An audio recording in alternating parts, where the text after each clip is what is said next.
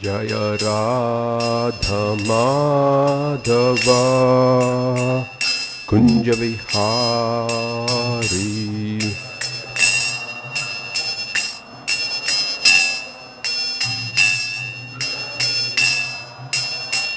Jaya Radha Madhava Kunja Vihari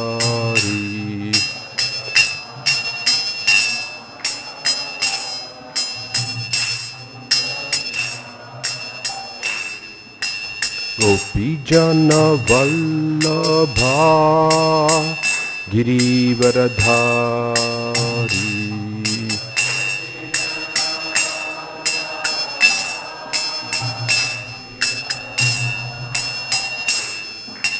Gopijana Vallabha Girivaradhari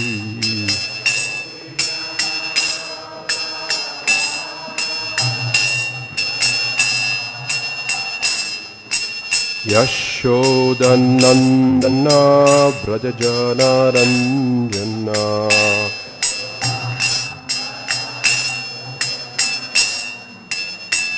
Yashodanandana Brajajana Ranjana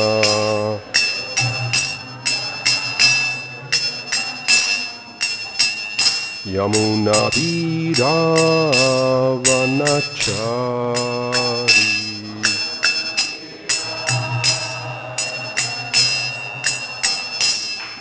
Yamuna Tiravanachari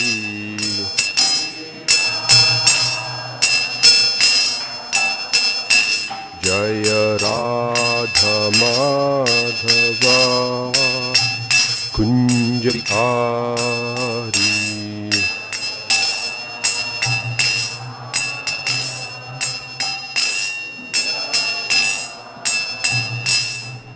Gopijana Vallabha Girivaradhari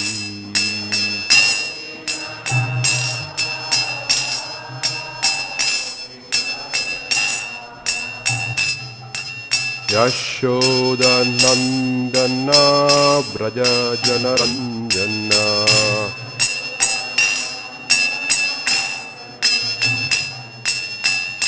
Yamuna Tiravanachari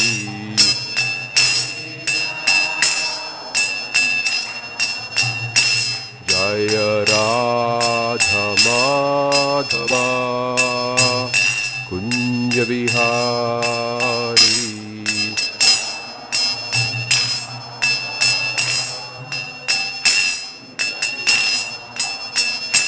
Jaya Radha Madhava Kunja Vihari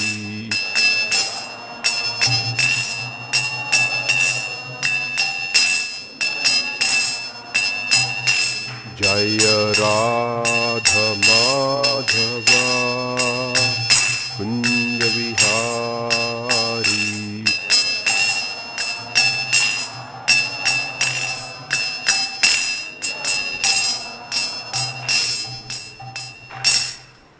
Jayam Vishnupad Paramahamsa Parivrajacharya Ashtotara Sata Shishimad His Divine Grace A.C. Bhaktivedanta Swami Srila Prabhupada Ki Jai ISKCON BT Samstapakacharya His Divine Grace A.C. Bhaktivedanta Swami Srila Prabhupada Ki Jai Srimad Bhagavatam Ki Jai All glories to the assembled devotees, all glories to the assembled devotees, all glories to the assembled devotees, all glories, all glories, all glories to Shri Guru and Gauranga, all glories to Srila Prabhupada.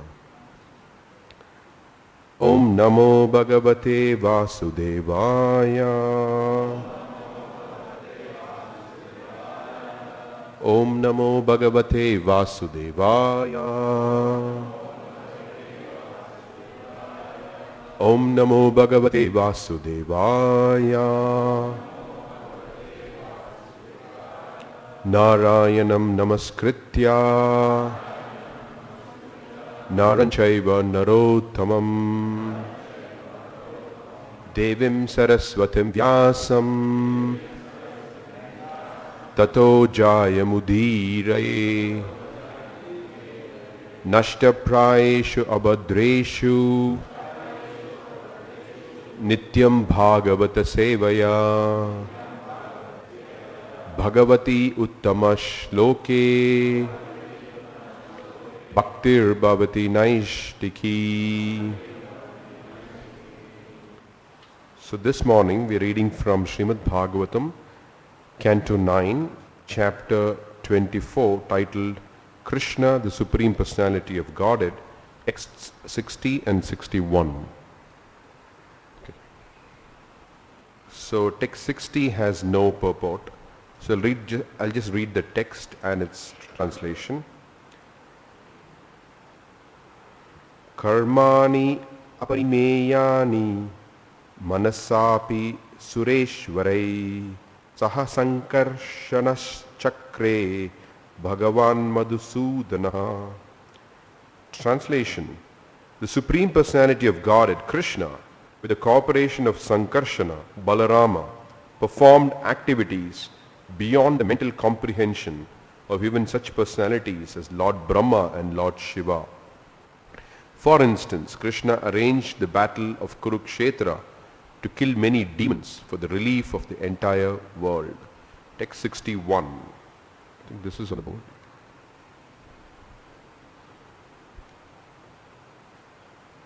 Kalau janishyamananam dukkha shoka tamonudam anugrahaya bhaktanam sapunyam vyatanodyashaha. Kalau janishyamananam dukkha shoka tamomudam anugrahaya bhaktanam supunyam vyatanodyashaha. Kalau janishyamananam dukkha shoka tamonudam anugrahaya bhaktanam supunyam vyatanodyashaha. Kalau janishyamananam dukkha shoka tamonudam anugrahaya bhaktanam supunyam vyatanodyashaha.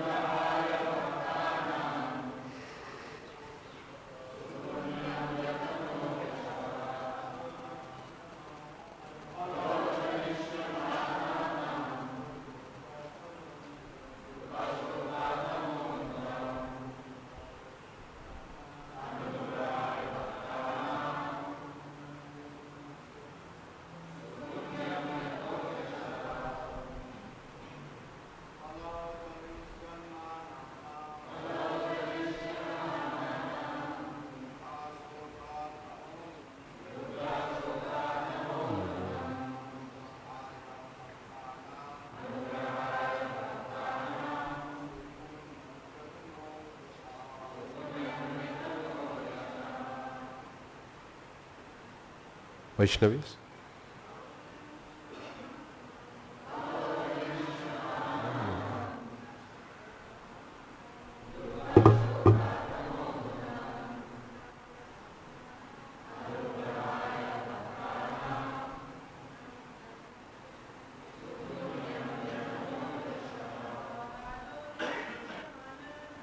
Kamo janisyamananam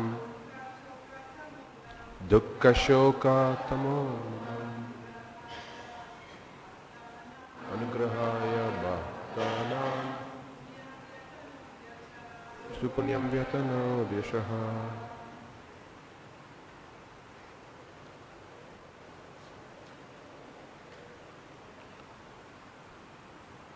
Kalau. In this age of Kali, Janishya Mananam, of the conditioned souls who will take birth in the future, Dukkha Shoka Tama Nudam, to minimize their unlimited happiness and lamentation,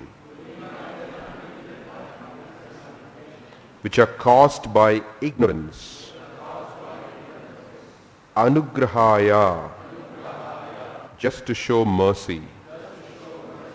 Bhaktanam, to the devotees. Supunyam, very pious transcendental activities. Vyatanot, expanded. Yashaha, his glories or reputation. Translation and purport by His Divine Grace A.C. Bhaktivedanta Swami Srila Prabhupada. Jai Srila Prabhupada. To show costless mercy to the devotees who take birth in the future in this age of Kali, the Supreme Personality of Godhead, Krishna, acted in such a way that simply by remembering Him, one will be freed from all lamentation and unhappiness of material existence. In other words, He acted so that all future devotees, by accepting the instructions of Krishna consciousness stated in Bhagavad Gita, could be relieved from the pangs of material existence. Purport: the Lord's activities of saving the devotees and killing the demons, paritranaya sadhunam vinashaya chadushkrutam, take place side by side. Krishna actually appears for the deliverance of the sadhus or bhaktas, but by killing the demons, He shows them mercy also. For anyone killed by Krishna is liberated. Whether the Lord kills or gives protection, He is kind to both the demons and the devotees. Thus ends the Bhaktivedanta purport to text 61, chapter 24 of the 9th canto in the matter of Krishna, the Supreme Personality of Godhead. Om Ajnanatimirandasya Gyananjana Shalakaya Chakshurun Militam Yena Tasmai Shri Gurave Namaha Shri Chaitanya Manobishtam Sthapitam Yena Bhutale Swayam Rupa Kadamahyam Dadati Swapadantikam Vandeham Shri Guru Shri Yuta Padakamalam Shri Gurun Vaishnavamscha Shri Rupam Sagrajatam Sahagana Raghunathan Vitam Tam Sajivam Sadvaitam Savadutam Parijana Saitam Krishna Chaitanya Devam Sri Radha Krishna Padan Sahagana Lalita Shri Vishakan Vitamscha Nama Om Vishnu Padaya Krishna Preshnaya Bhutale Srimate Jayapataka Swaminiti Namine Nama Acharya Padaya Nitai Kripa Pradaine Gaurakatha Damadaya Nagaragramatarine Nama Om Vishnu Padaya Krishna Preshnaya Bhutale Srimate Gopi Paranadana Dase Iti Namine Nama Om Vishnu Padaya Krishna Preshtaya Bhutale Srimate Bhakti Vedanta Swamiti Namine Namaste Saraswate Deve Gauravani Pracharine Nirvishesha Shunyavadi Pasyatya Deshatarine Vancha Kalpattarubhyascha Kripasindubhya Evacha Patitanam Pavanibhyo Vaishnavibhyo Namo Namaha Jai Sri Krishna Chaitanya Prabhu Nityananda Shri Advaita Gadadhara Shrivas Adi Gaura Bhakta Vrinda Hare Krishna, Krishna Krishna, Hare Hare, Hare Rama, Rama Rama, Hare Hare. Mukam karoti vachalam pangum langayate girim yat kripatamaham vande Shri Gurudhanitarinam yat kripatamaham vande Paramananda Madhavam Shri Chaitanya Ishwaram Katanchana smrite yasmin dushkaram sukaram bhavet vismrite viparitam syat Shri Chaitanyam namamitam.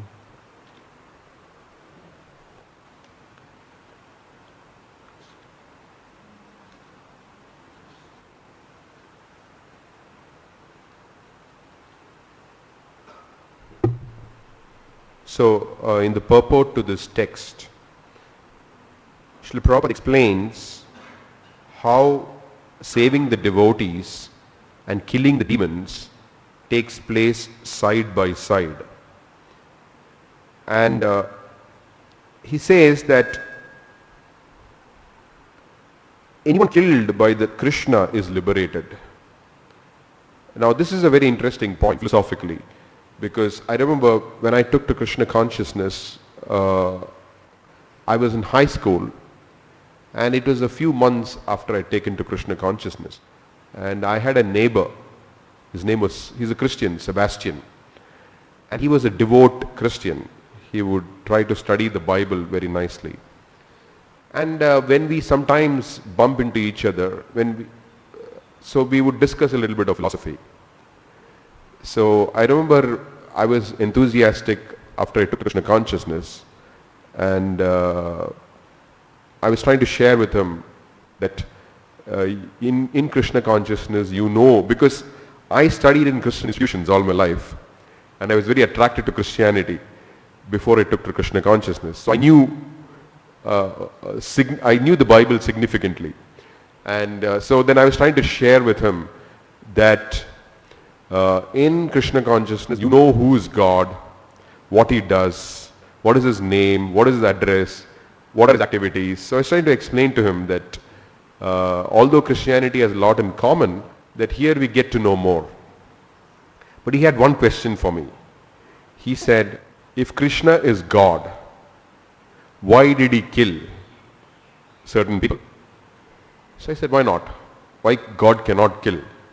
So then he had this concept of God as Father.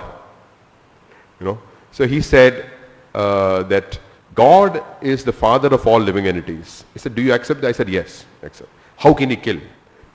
So then I told him that, Krishna is God apart from the fact that he's Father. So whatever he does is good. But he just didn't accept it because I didn't give a proper explanation. I just had this understanding that whatever Krishna does is good. But I couldn't explain how it was good. So I kept saying, no, God is absolute. Whatever he does is good. But how is it good? He kept on asking me that question. And I thought that, this is just another, he's not thinking very logically. He's just attached to God as Father and things like that. So I didn't explain it to him. And months later, I didn't think it was important to explain because I just thought that he's not able to get it. But months later, when I heard a class in the temple, then suddenly a bulb went off in my, bulb glue in my mind. I'm not went off. Yeah. So then I understood, this is the explanation that I should have given him. But by then we shifted our houses and we didn't have telephones those days. Mobile phones didn't exist. And so I could never get in touch with him again in my life. But I do remember regretting that, if I had known this, I could have said it. And this is very nicely explained by Uddhava when he meets Vidura. So Vidura is asking him to describe the pastimes of Krishna, because Uddhava was very close to Krishna. And in the third canto you see how beautiful, there's a beautiful description how when Vidura meets Uddhava and Vidura asks Uddhava to describe the pastimes of Krishna, the way it is described, how Vidura gets stunned just by that request and just by remembering about Krishna.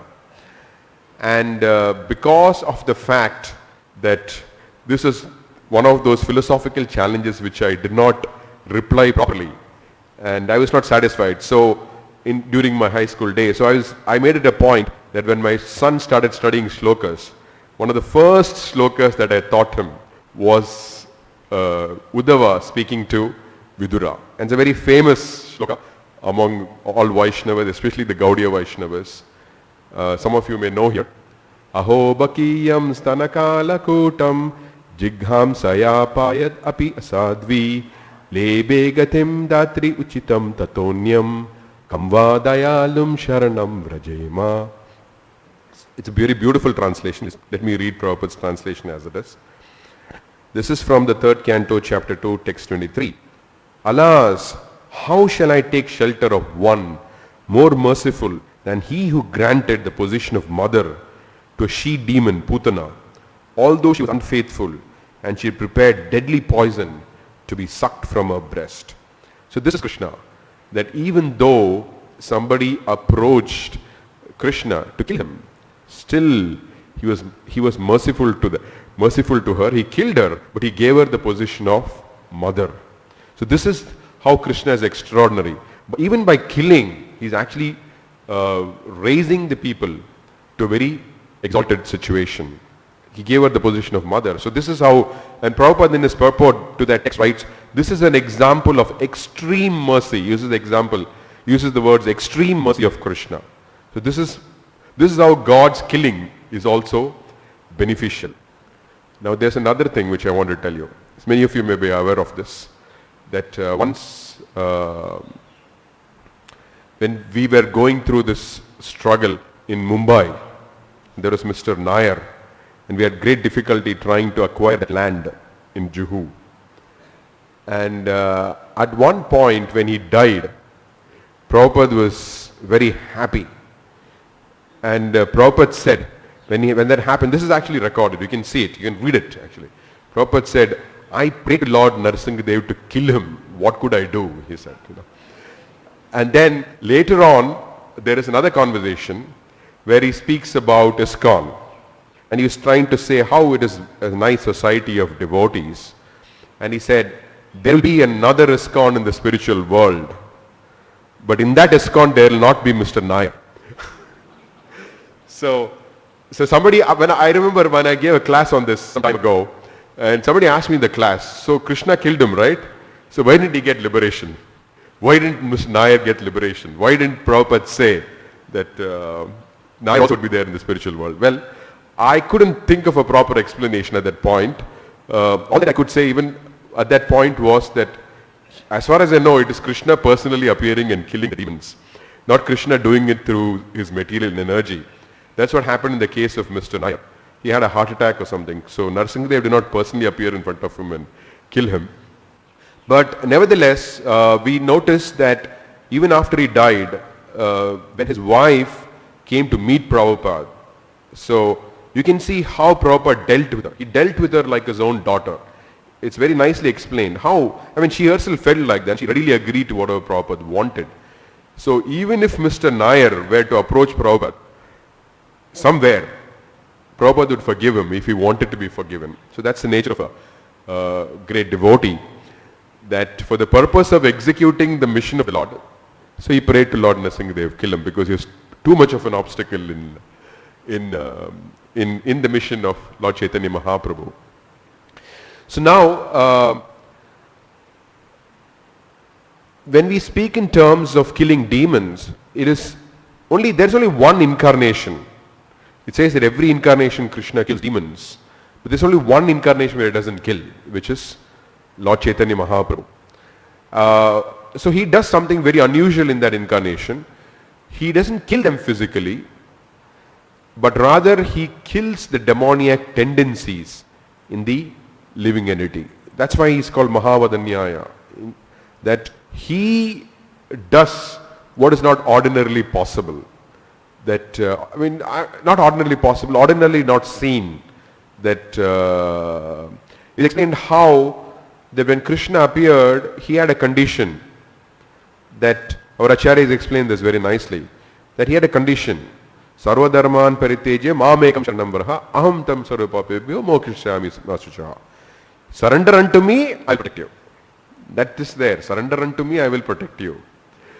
And I remember when the days that I joined ISKCON, this used to be the most quoted shloka. In a day, in every conversation, this shloka would appear. For something that you don't do properly, sarva dharman paritejya mamekam sharanam vraja ham tam sarvapapebhyo mokshayami. Then anything, whatever you don't do right in a day, sarva dharman prabhu, they would say.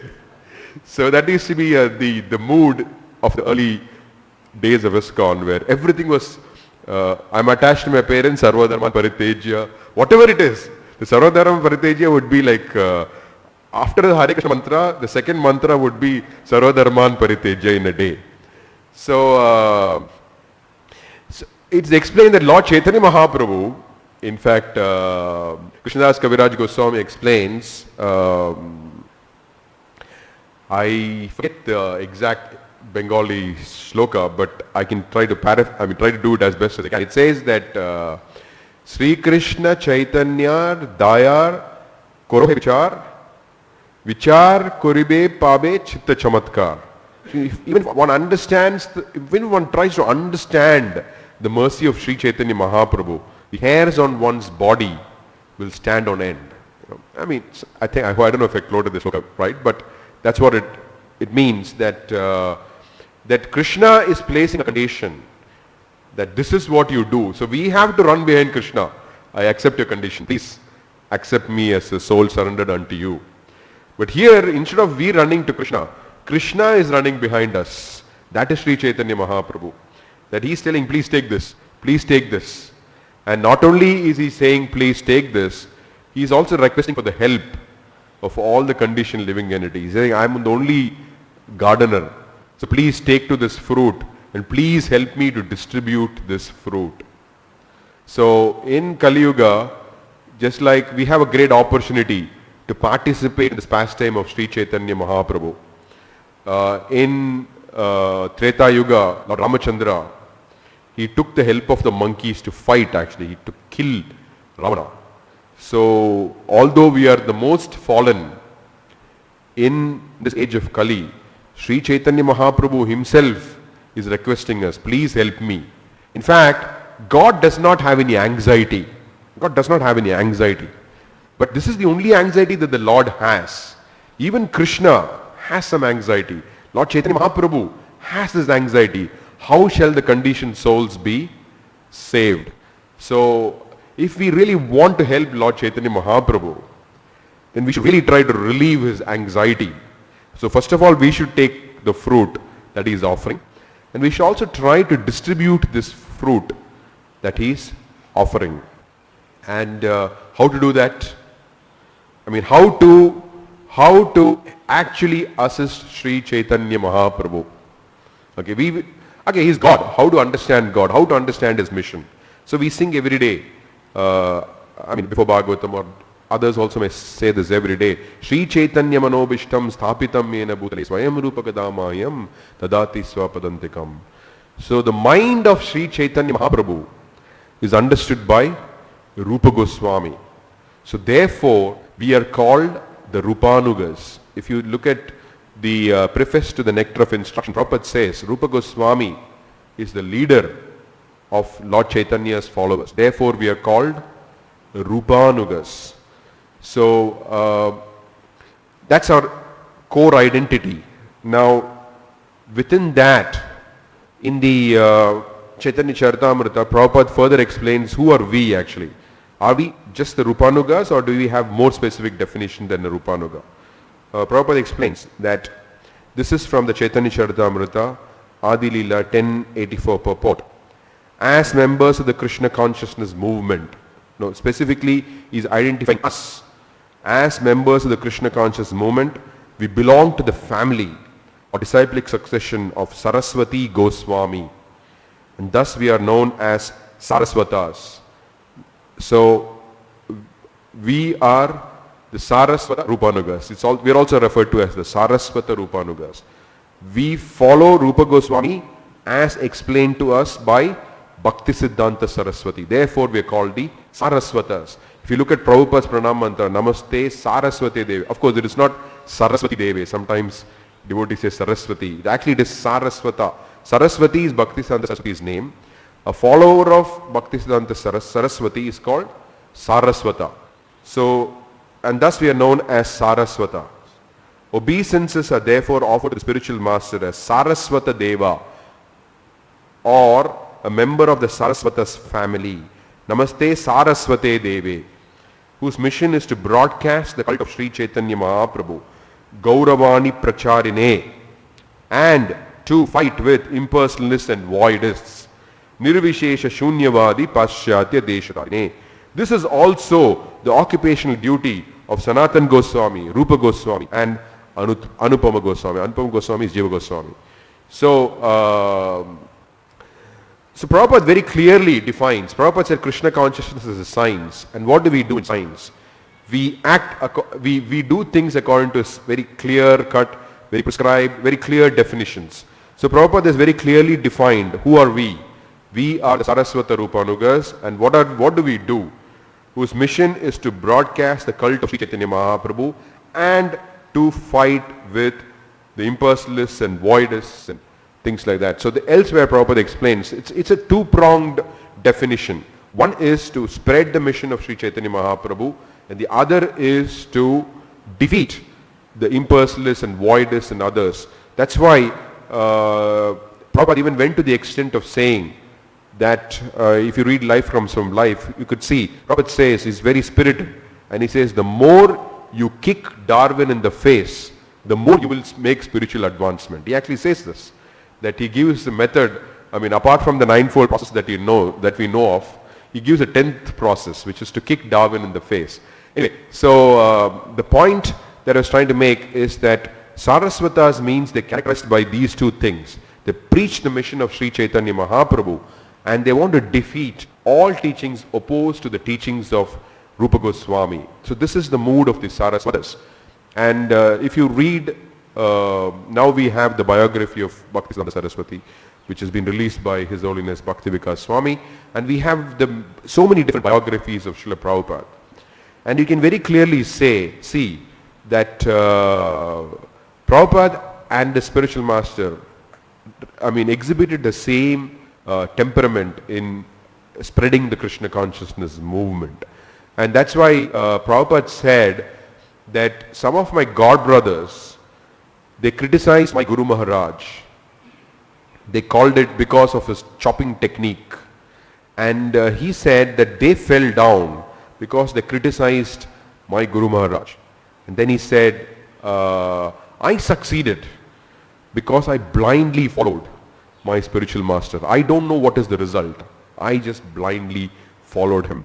And towards the end of his pastimes on earth, in Vrindavan, Prabhupada actually asks forgiveness out of his natural humility. And he says there that my strategy was Bhagavatam in one hand and a club in the other hand.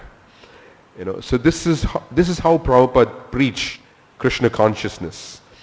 Now, in the era of where Prabhupada is not physically present, in the days that I joined, it was still the same. So now we have a situation where some devotees think that we cannot imitate Prabhupada, we need to follow Prabhupada, not imitate him. So what that normally translates as, we should not preach in the manner that Prabhupada preached. We should be more toned down, we should be more whatever. I don't want to get into that, but basically it's basically you have to be toned down, you have to be good to people, it's all about love and all that. Now, Prabhupada did say actually that if by your preaching you annoy people, what is the use of that preaching, he says. You're supposed to behave like a gentleman and preach properly. So at the same time, so we have to examine, one thing about Krishna consciousness is that when we look at the teachings of Prabhupada, we cannot pick and choose. We have to look at the teachings in its entirety. Only then we understand who is the real Prabhupada. Otherwise, you have many imaginary and phantom Prabhupads being created by looking at him in bits and pieces. But if you look at the comprehensive, the complete Prabhupada, then we get an understanding of what he is. First of all, to get a complete understanding of Prabhupada, you need to first of all completely study his books. Then you need to also completely study his pastimes. Otherwise, it's like sometimes people don't study Prabhupada's pastimes. They say, okay, Prabhupada says he's present in his body. That's fine. But just like if you go to a Christian and ask them, okay, I follow Christianity, but I don't know who's Jesus Christ. That doesn't make any sense. Similarly, Prabhupada actually was the living Bhagavatam.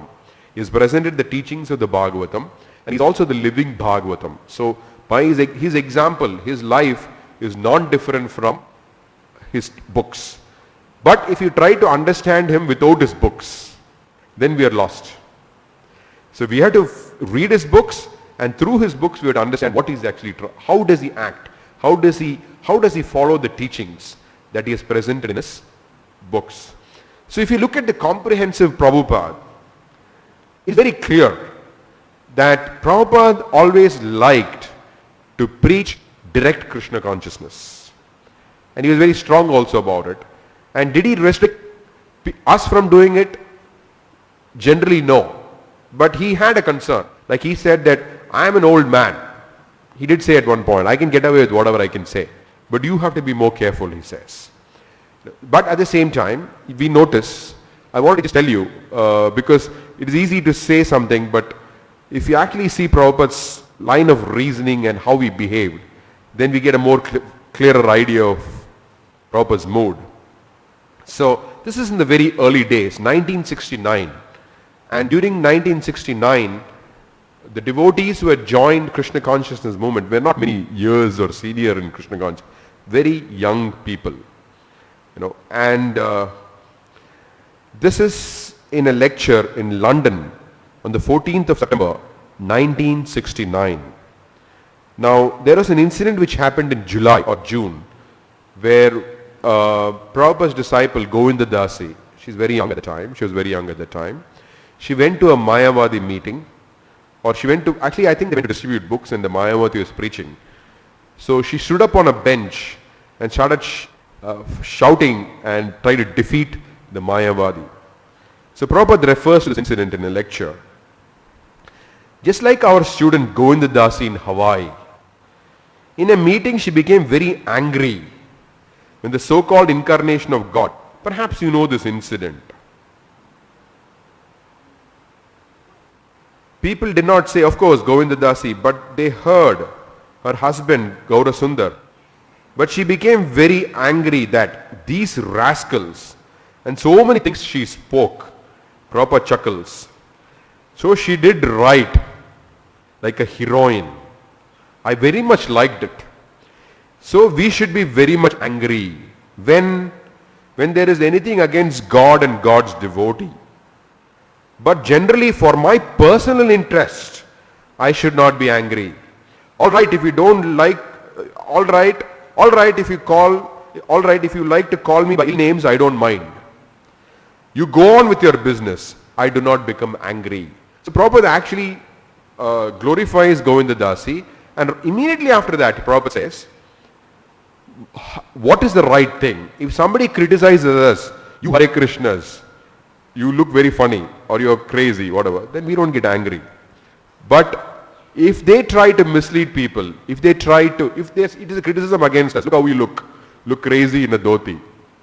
I mean, I remember when I used to go to university or a college, I studied in a Christian institution, as I said. I would wear tilak. And when I would walk into the campus, you know how these students, there would be a group of boys and girls sitting together and they would look at me and say, Govinda, Govinda. They would shout it. So normally they would expect that people would respond to that people get angry, upset. But usually what I would do is actually I would walk up to them, shake hands and say hello, and then start speaking to them, So that is not what they would expect. They wouldn't want actually somebody just to come and speak. And then they would be off their guard and they would talk nicely, So the point is that people try to, for the sake of fun or because they're angry or because they're envious, they try various things. But Prabhupada is very clearly saying this here, that if they do it to us, we should not be disturbed. But if they're trying to preach something and trying to mislead people, then we should be strong. Well, I just quoted a lecture, but there's lots more. You need to understand this very clearly, how Prabhupada is so fond of what she did. This lecture was in September, but when it happened, as soon as it happened, Prabhupada wrote a letter to Govinda Dasi. This is on the 7th of July 1969. I was so much enlivened by hearing your spirited preaching activities. I am proud that a little young girl like you is so much spirited in preaching Krishna consciousness. Then he writes in the same letter, I have asked the BTG men to publish your heroic preaching activities under the heading of Heroine Govinda Dasi. And the BTG actually published it because Prabhupada instructed. There was an actual article published called Heroine Govinda Dasi. Then this is on the 7th of July. To her husband he writes, her husband was Gaurasundar. On the 13th of July 1969 he writes, I'm always thinking of Govinda Dasi. Although she is young and delicate, almost always suffering from some ailment, still she is so sincere devotee and spirited preacher that I have named her Heroine Govinda Dasi. And this is July. Then in the lecture, that is September, he still remembers an incident and speaks about it in a public lecture. And again, a few months later in November, I just missed it. I wanted to bring that thing also. He writes in a letter to Gaurasundar that when he says, he doesn't say you and your good wife.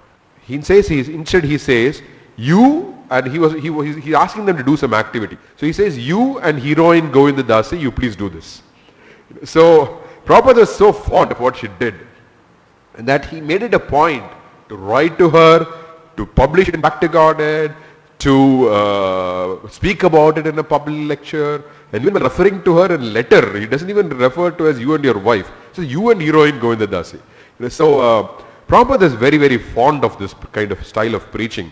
In fact, during his final days when he was in Vrindavan, on the final pastimes on earth, that was the time when Dr. Abraham Kovur challenged Hamsadutta Swami, was then Swami, Hamsadutta Swami. And he put up a very strong fight, Hamsadutta Swami. Of course, Dr. Kovur lost. But Prabhupada made it a point. He was so enlivened by that in his own book, Life Comes from Life, he said that this whole fight should be added as an appendix. So that is still there. When you open the book, you can see it. Then there is this whole exchange between Dr. Abraham Kovur and Hamsadutta Swami. So this Prabhupada, right in the beginning, 1969, young girl, Govinda Dasi, spirited preaching, Prabhupada likes it very much. The last past of his pastime, 1977, Prabhupada is very much enlivened. In fact, he said, your preaching, your fighting enlivens me, he said. In fact, he was very sick, but still he found it so enlivening, the preaching news. So it was the same Prabhupada was consistently from 1969 to 1977. So it is a mistake to think that Prabhupada would now be reconsidering about this style of spirited preaching. But the point is this, that unless we have the faith, unless we do it genuinely, if we try to do it with the sense that we are more better than them. Of course, I don't know how many of you are familiar, but in the days that I took to Krishna consciousness, or you can even read it, or people of those days can tell you that it used to be very common for us to say, oh, those karmis, well, referring to the non-devotees. People are generally don't speak that these days. They say, oh, the conditioned souls. Very, very, very polished language these days. But those days you would say, oh, those karmis, those meat eaters. I mean, anyway. But of course, if it is said with the sense that we are better than them, that is a very big problem. If you notice that how Krishna is actually very well aware of the fact that Putana is a demon. He's very well aware. Being aware of the fact, he is compassionate. So they go hand in hand together. Similarly, Prabhupada, he could see the reality that these people are all demoniac and they're going to hell. I want to save them. So because of having that vision, there is spontaneous compassion which is generated in his heart. So reality should generate compassion. Reality should not generate false ego. As long as reality generates compassion, we can do it. Definitely will be successful. So that is the guiding principle. That, as Prabhupada says, it should not be driven by ego. There is no hard and fast rule as you should not be strong preaching, you should be soft preaching. There is no such thing. As long as your preaching is driven by compassion. Driven by compassion again means understanding reality, because sometimes people think that, okay, we don't have to, be consciously thinking that they're all demons, they're all karmis, they're all meat eaters. But if we don't think like that, where is the compassion going to come from? Where is it going to come from? It's not going to come. That's why Prabhupada is repeatedly saying that, repeatedly, again and again and again. Like this famous thing when the reporter in Australia, when Prabhupada was asked, Swamiji, what have you come to beg from our country? Prabhupada spoke matter-of-factly. I have not come to beg anything from you. I have come to save you from a cat and dog life. And then the next day, the Australians have a unique sense of humor. So then the next day in the headlines in the newspaper, they said that Swami has come to save Australia and something like that. And then below that subheading, he has come to hound us. Because Prabhupada said, I've come to save you from a cat and dog life. Of course, that is a joke at Prabhupada's expense. But nevertheless, the point is that Prabhupada, whenever he talked to people, he just did not hesitate to speak what is reality. His compassion was driven by reality. So this is what we should be conscious of. That these strong words that Prabhupada speaks, the strong purports, these are all very much needed for us to be always in tune with reality. Otherwise we may start thinking, oh, material world is nice. People are not so bad after all. We can get into that. Then where is the compassion going to come from? Where is the compassion going to arise? So you may preach some compassion, something. But the real sense of compassion can be awakened when the full force of reality hits you. That is exactly what Prabhupada does. Throughout his purports, again and again and again, he reinforces, this is the reality of material life. And then, for example, I'm not criticizing any particular religion, but generally, of course, Bible doesn't promote it, but the followers of Bible or Christianity, they promote. The purpose of the Bible is how to have a very happy life in this material world. That's not the purpose of the Bible anyway. But so we should not get into that understanding, okay, proper teachings are there so that we live very happily in this material world and go back to Godhead. Whether you live happily or not, you have to follow the teachings. If happiness has to come from Krishna's will, okay, you'll get it, some material happiness, we'll get it. If happiness doesn't come also, doesn't mean, our goal is not to be happy, live happily in this material world following Prabhupada's teaching. That's not the goal. The goal is to attain love for God. And in the process of attaining that goal, if some material happiness comes, it comes. Some material distress comes, it comes. So we should not fall into the trap of, we should live happily in Krishna's material world. We should try, they're all nice people. We should also try to make them live happily. First of all, we should be aware of reality. Kamala jala dala jivana talamala. Any moment we may die. So Prabhupada had that sense of urgency. Come on, don't be complacent. Don't think of living happily in this material world. This is not a place for a gentleman. Wake up. So that spirit of preaching, that while we distribute love for God, we should also wake up people to reality. Both things have to happen simultaneously. And destroy whatever is going to stop that, whatever is going to be an obstacle in the path of imparting that reality unto people. So I think I'll stop there. So that is for us what it translates, that Chaitanya Mahaprabhu does not kill demons, but he expects us to help him in his work of killing the demoniac tendencies of the people. So if we have to kill the demoniac tendencies of the people, we have to do it in the way that Rupa Goswami has taught us. And specifically that means we do it in the same manner that Bhaktisiddhanta Saraswati Thakur has taught. And we understand Bhaktisiddhanta Saraswati Thakur through Srila Prabhupada. So exactly that Srila Prabhupada gave, the formula that he gave. That is why Prabhupada is very insistent about that. Not insistent, he said my success was, he said when I read Vishwanath Chakravarti Thakur's commentary to Vyavasayatmika Buddhir, that verse, he said, I understood that I have to take, I took the words of a spiritual master as my life and soul. And Prabhupada wanted to instill that mood in ISKCON, and so that we can also be successful. If you look at the Gaudiya Maths, the prayer that we sing for Mangalarti is not the prayer that is there in any of the Gaudiya Maths. That is Prabhupada himself who established it. Samsara prayers in the morning. Then the Guru Puja, daily Guru Puja. No Gaudiya Math has daily Guru Puja. So Prabhupada is repeatedly trying to drive this point home. Yasya prasadat bhagavad prasado, Guru Mukha Padmavakya chitteta kuryanaya. If the success of the Krishna consciousness movement depends on how well we follow Srila Prabhupada. And how well can we follow? First of all, we have to read his whole entire teachings scrutinizingly. And we have to also study his pastimes scrutinizingly. Because there is the book Bhagavata, there is the living Bhagavata. Then there cannot be any doubt how we should act. All our doubts are coming because we have not done these two things properly. Thank you. So if there are any questions or comments? Yes, please.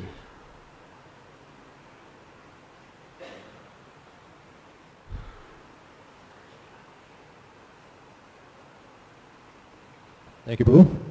I just wanted to add something to what you were saying as far as trying to understand Prabhupada's mood of preaching. Unless we actually understand the mood, we can't just simply copy.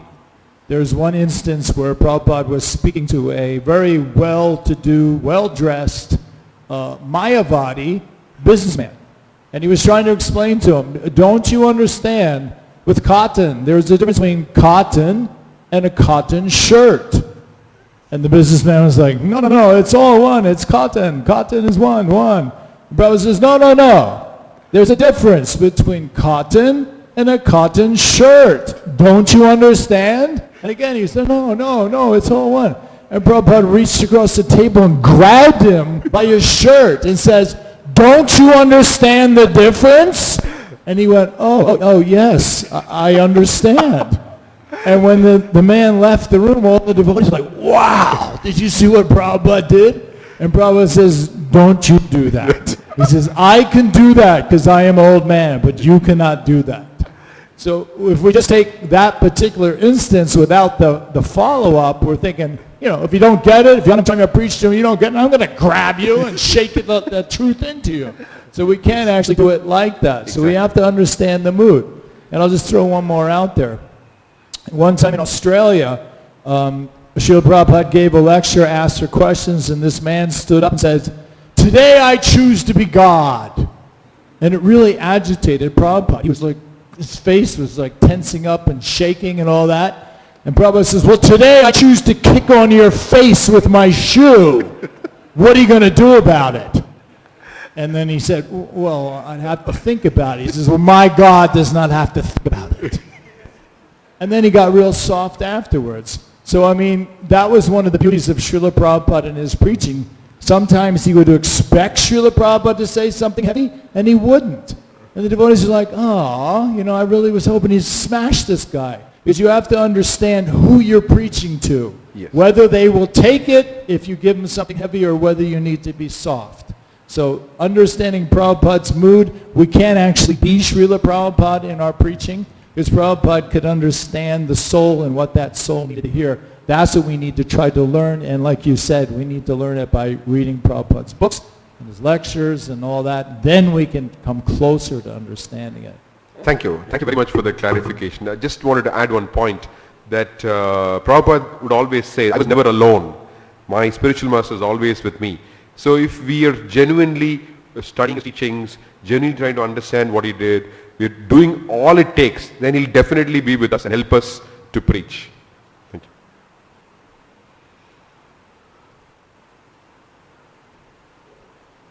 Yes, Prabhu.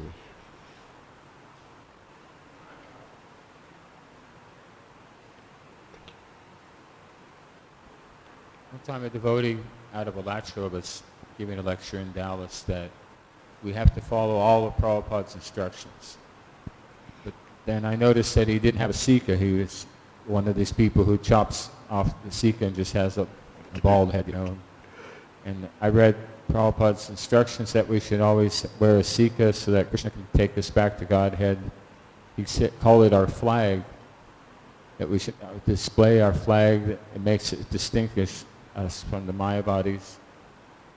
So when we come to following all of Prabhupada's instructions, we find that Prabhupada gives a lot of different instructions. Sometimes they seem to kind of contradict, like one place Prabhupada eats chocolate and says it's nice, and then in another place Prabhupada says, no, we can't eat chocolate in ISKCON. And there's so many, so how do you, each individual has to take particular instructions, or how do you ascertain all the different instructions from Prabhupada and how they apply to which ones we're supposed to follow, or and which ones aren't, or just time and circumstance? Interesting question. This is the most favorite area in Krishna consciousness that I study and try to do things, which is hermeneutics. Hermeneutics means how do you interpret the teachings. So I would like to refer you to a paper that Drutakarma Prabhu wrote. It's called The Origin of the Jiva. So there he outlines a set of principles, which I'll just, since we have 5 minutes, I'll just describe in an outline. We don't understand Shastra directly. We understand Shastra through the previous acharyas. Nobody can touch Shastra directly because Shastra is God. Only we can touch Shastra only through the previous acharyas. And the previous acharyas can only be understood through Srila Prabhupada. This is a change, it's like a linear thing, it's not parallel. Shastra, which can only be understood by the previous acharyas, and the previous acharyas can only be understood through Prabhupada. So we look at the previous acharyas and Shastra through Prabhupada. We don't look at Shastra directly. We don't look at the previous acharyas directly. So that is the first principle. And then this thing about contradicting instructions. So Prabhupada actually explained there are no contradictions in scripture or in the teachings of the acharyas. So one of the most important things that we need to understand is that we need to first of all accept that whatever Prabhupada is saying, all of it is true. Like we had this problem in ISKCON where a group of devotees came up and said, we never fell from the spiritual world. Prabhupada said this because the Westerners could not accept it. Okay, so this is like trying to divine the mind of Prabhupada. Did Prabhupada ever say that? I said this because my Western followers cannot do it. So this is like trying to be too smart, trying to understand Prabhupada's own mind. Prabhupada did not say it. So the most essential principle is they have rejected one part of Prabhupada's teaching, saying that we fell from the spiritual world, using a rational argument. So the thing is that whatever Prabhupada has said, all of it has to be true. And that is why I like that paper very much, because on such a very complicated and intricate subject as the fall of the Jiva, Drutakarma Prabhu has shown how all of the statements, both pro and against or whatever, can all be shown to be, can all be reconciled in a harmonious manner with a clear conclusion. That is what a student of an acharya does. That whenever an acharya speaks, all that he has spoken is true. Now we may not be able to reconcile at all times. That's a different thing. But at least we need to accept that all of them are true. For example, in the Gaudiya Vaishnava history, for decades, there was this thing about how Jiva Goswami said that Radha Krishna are married. And Vishnu Chakravarti Thakur said that Radha Krishna are unmarried. So they think that there is always this conflict with this. What is it? Is it Swakiya Bhav or is it Parakya? But that was resolved by Bhaktisiddhanta Saraswati in the Brahma Samhita. He says that both of them are right. And he shows how they are right. He says that in the spiritual world, just like in the spiritual world existed here in Vrindavan, there are physical manifestations to bewilder the eyes of the conditioned souls. Physical manifestation as Abhimanyu, the mother-in-law and all those things. But in the spiritual world, Bhaktisiddhanta Saraswati Thakur says, the gopis, their constitutional nature itself is that they are wives of somebody else. So they don't exist in the form of reality that we know of, how it is described in the spiritual world that we know of here in Vrindavan. So they so very beautifully, brilliantly reconciles by saying both of them are right, because this is the meaning of it. So like that, sometimes we may not understand what Prabhupada is saying. I mean, like there are contradictions, but somebody who will come and will be able to explain how both of them are right. It may not happen in our lifetimes. Sometimes there is a propaganda or there is a false theory that the people who can understand Prabhupada the best are his disciples. This is completely false. Because if you look at the teachings of the other acharyas, like Madhva Sampradaya, take the Ramanuja Sampradaya, especially Madhva line, the greatest followers of Madhva were not his disciples. They were a few generations down. So Prabhupada is equally accessible to all his followers. It's a mistake to think that he was only accessible to his followers. Yes, they had a certain advantage. They could see him in flesh and blood. They could see him, all these things are there. But if there are some teachings which are not resolved at this point in time, definitely sometime in the future, there will always come somebody who can understand what Prabhupada is saying, and he will be able to reconcile it, he or she, whoever it may be. So there are no contradictions in the teachings of the Acharyas. There are certain principles, hermeneutic principles, which you can refer to in that paper. And of course, there are other places also where you can refer to. But in essence, there are no contradiction in the teachings. If there is contradiction, as Prabhupada says, it is in our mind. So the basic principle is we accept whatever he says to be true, and whatever we can reconcile in a manner that we don't falsify any of the teachings. We should reconcile in a manner that all of them are shown to be true. Otherwise, we'll have to wait for the time that somebody will come and do it.